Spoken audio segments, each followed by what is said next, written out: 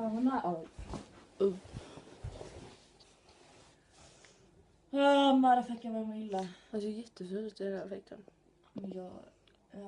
På mitt hår. Man ser inte bra ut på morgonen. Det går inte. Eller ju vissa kanske, men det är sådana som har protesterat sig. Eller vad detta? Vad är det protesterat sig? Det är vad jag snackar om. Alltså fan, öl är större än hennes ansikte. Va? Där, bilden där nere. Så ölen. Den är större än hennes ansikte.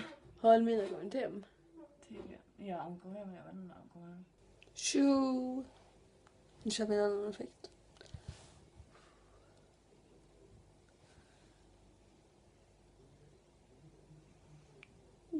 Här är Ebba. Ebba. Nej.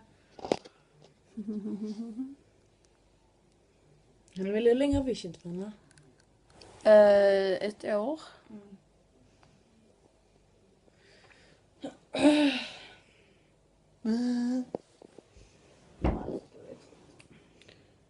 Vi ska gå och lägga oss. Puss.